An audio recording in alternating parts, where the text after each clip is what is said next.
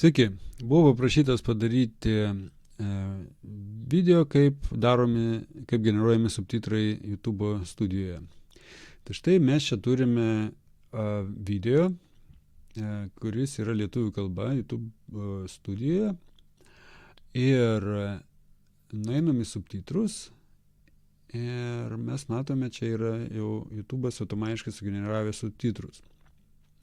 Jeigu YouTube'as nėra sugeneravęs subtitrų, tai tada reikia nueiti į pačią apačią, paspausti mygtuką, kad parodytų daugiau.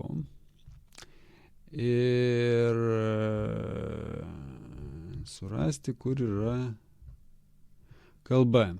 Šiuo atveju YouTube'as automatiškai nustatė, kad kalba yra lietuvių. Jeigu jis nenustatė, kad kalba yra lietuvių, tai čia reikia jam pasakyti, kad lietuvių kalba yra to video, išsaugoti pakitimus.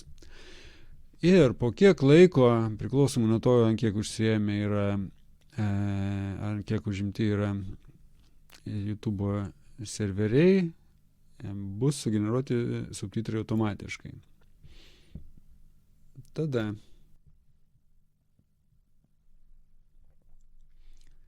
mums reikia nueiti į vėl subtitrus ir geriausia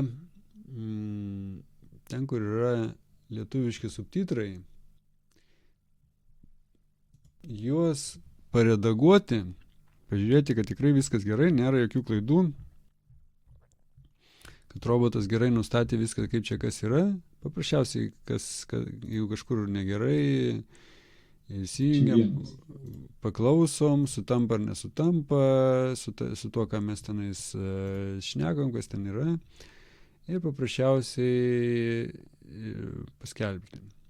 Tada jau, kai jis bus paskelbtas, tas video lietuviškai suredaguotas, tai yra labai svarbu padaryti, kad būtų tikslus lietuviškas variantas, tada mes galim pridėti kalbą, pavyzdžiui, mes galim pridėti anglų kalbą.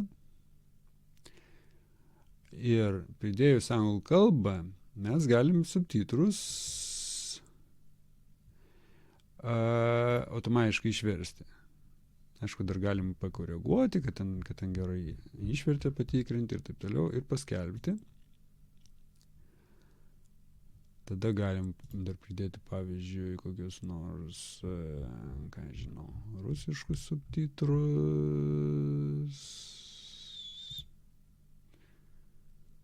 Irgi lygiai taip pat, ne ten nuėjau.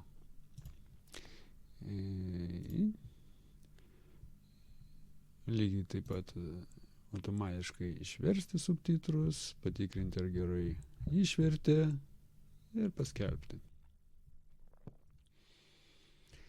Na štai. Ir dabar jau, kai žmonės įsijungs šį video, viskas, kas jiems rūpi, yra skirti jums tą statyną arba repassrą ar praloend. Tai netinkama. Tai bloga medicinos praktika. Ir tikrai neapsaugo jūsų širdies nuo priepuolio.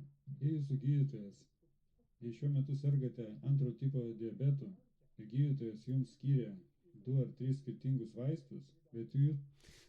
Ir kaip matome, žmogus dabar gali ramiai įsijungti ar tai rusiškus, ar tai angliškus subtitrus, ir tai dabar jau veiks ir kompiuteryje, ir mobiliajame įrenginyje, nepriklausomai kokiu būdu žmogus žiūrės tą video.